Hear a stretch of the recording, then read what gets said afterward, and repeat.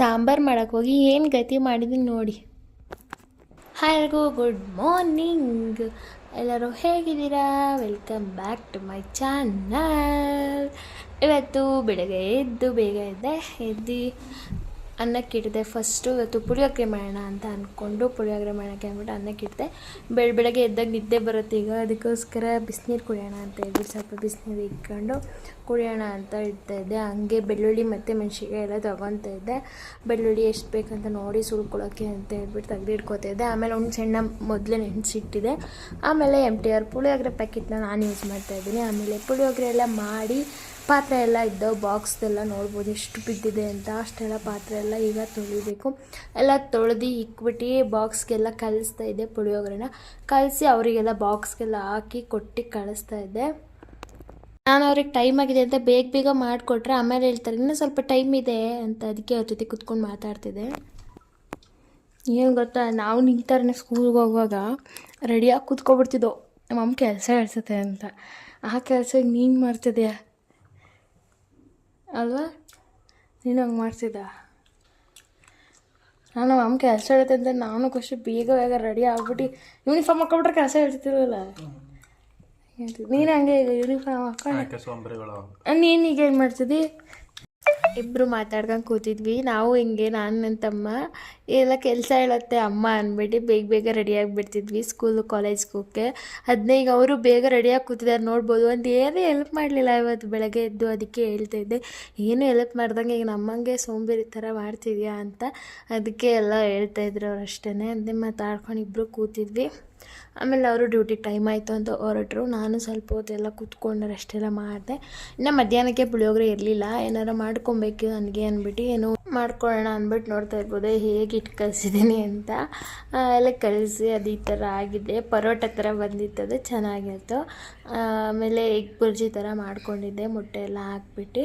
ಆಮೇಲೆ ಮತ್ತೆ ಅಡುಗೆ ಮಾಡಿದ್ದು ಇದ್ದೇ ಇರ್ತಾವಲ್ಲ ಪಾತ್ರೆ, ಅವನ್ನೆಲ್ಲ ಪಾತ್ರೆ ಎಲ್ಲ ತೊಳೆದೆ.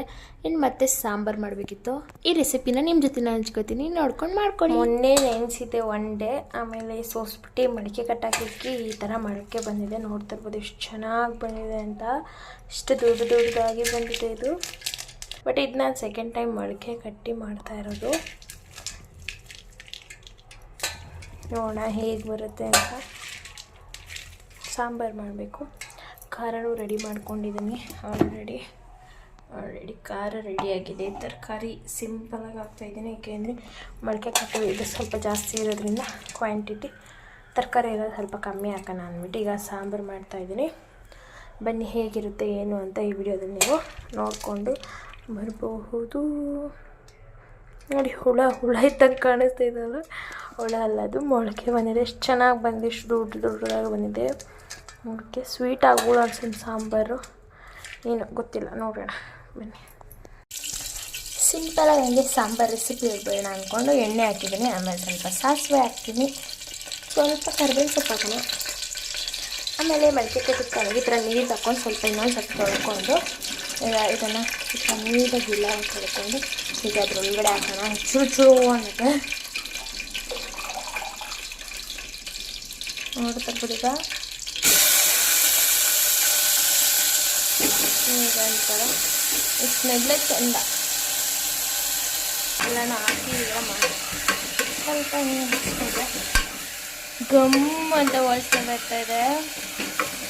ಮೊಳಕೆ ಇದು ಹುಳ್ಳಿಕಾಯಿ ಇದ್ರೆ ಸ್ಮೆಲ್ ಚೆಂದ. ಬಟ್ ಇದು ಸಾಂಬಾರು ಇಷ್ಟ ನಾನು ಯಾವಾಗ ಮಾಡ್ತಿರ್ಲಿಲ್ಲ ಅಷ್ಟೇ.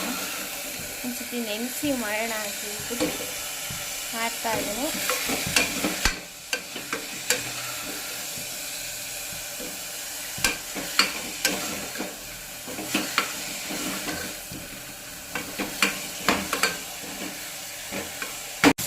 ಅದು ಹಸಿ ವಾಸನೆ ಎಲ್ಲ ಹೋಗ್ತದೆ. ಖಾರನ ಹಾಕ್ತೀನಿ. ಖಾರ ರುಬ್ಬಕ್ಕೆ ನಾನು ಕಾಯಿ ಯೂಸ್ ಮಾಡಲ್ಲ, ಸ್ವಲ್ಪ ಕೊಬ್ಬರಿ ಇದ್ದಾಗಿ ಯೂಸ್ ಮಾಡಿದ್ದೀನಿ. ಖಾರ ಹಾಕಿ ಅದನ್ನು ಸ್ವಲ್ಪ ರುಬ್ಬಿರೋದಕ್ಕೆ ಸ್ವಲ್ಪ ನೀರು ಹಾಕ್ಬಿಟ್ಟು ಹಾಕಿದ್ದೀನಿ. ಇದಕ್ಕೆ ನೋಡ್ತಾ ಇರ್ಬೋದು ಯಾವ ಕಲರಲ್ಲಿ ಕಾಣಿಸ್ತಾ ಇದೆ ಅಂತ. ಇದು ಬೆಂದ ಮೇಲೆ ಚೆನ್ನಾಗಿ ಕಲರ್ ಬರುತ್ತೆ. ಚೆನ್ನಾಗಿರುತ್ತಿನ ಬಟ್ ಗೆಂಡೆ ಹಾಕ್ತಾಯಿಲ್ಲ ನಾನು.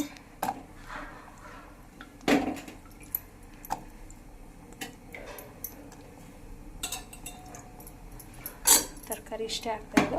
ಆಮೇಲೆ ಈಗ ನೋಡಿಕೊಂಡು ನನಗೆ ಎಷ್ಟು ಬೇಕೋ ಅಷ್ಟನ್ನ ನೀರು ಸೇರಿಸ್ಕೊಂಡು ಸಾಲ್ಟ್ ಹಾಕಬೇಕು. ಸಾಲ್ಟ್ ನೋಡ್ಕೊಂಡು ಹಾಕಬೇಕು, ರುಚಿಗೆ ತಕ್ಕಷ್ಟು ಸಾಲ್ಟ್ ಹಾಕಬೇಕು. ಸಾಲ್ಟ್ ಹಾಕಿ ಮುಚ್ಚಳ ಮುಚ್ಚಿ 2 ವಿಷಲ್ ಹಾಕ್ಸ್ಬಿಟ್ರೆ ಮೊಳಕೆ ಕಟ್ಟಿದ ಸಾಂಬಾರು ರೆಡಿ. ರೆಸಿಪಿ ಇಷ್ಟ ಆದರೆ ಹೇಗೆ ಅನ್ನಿಸ್ತು, ನೀವು ಮಾಡಿದ್ದೀರಾ, ಇದಕ್ಕೆ ಇನ್ನೂ ನೀವು ಏನೇನು ಹಾಕ್ತೀರಾ ಅನ್ನೋದನ್ನ ಕಾಮೆಂಟ್ ಸೆಕ್ಷನ್ ಕಮೆಂಟ್ ಮಾಡಿ. ಹಾಗೆ ಇವತ್ತಿನ ವ್ಲಾಗ್ ಇಷ್ಟ ಆಗಿತ್ತು. ಈ ವ್ಲಾಗ್ನ ಇಲ್ಲಿಗೆ ಎಂಡ್ ಮಾಡ್ತಾಯಿದ್ದೀನಿ. ಇಷ್ಟ ಆದರೆ ಪ್ಲೀಸ್ ಸಬ್ಸ್ಕ್ರೈಬ್ ಮಾಡಿ, ಲೈಕ್ ಮಾಡಿ, ಶೇರ್ ಮಾಡಿ. ಹಾಗೆ ಹೇಗೆ ಅನ್ನಿಸ್ತು ವಿಡಿಯೋ ಅಂತ ಕಮೆಂಟ್ ಸೆಕ್ಷನ್ ಕಮೆಂಟ್ ಮಾಡಿ. ನಿಮ್ಮದು ಹೇಗೆ ಇರುತ್ತೆ ಡೇ ಅಂತ ಹೇಳಿ. ಬಾಯ್. ಕ್ಲೀನ್ ಮಾಡಾದ್ಮೇಲೆ ನನಗೆ ನೋಡಿ ಆ ಥರ ಕಾದಿತ್ತು ಅಂತ ಎಲ್ಲ ಗ್ಯಾಸ್ ಮೇಲೆಲ್ಲ ಆರಿಬಿಟ್ಟಿತ್ತು. ಆಮೇಲೆ ಅದೆಲ್ಲ ಈಗ ಕ್ಲೀನ್ ಮಾಡಿದೆ. ಈ ಡೇ ಹೀಗಿತ್ತು, ಹೇಗೆ ಅನ್ನಿಸ್ತು?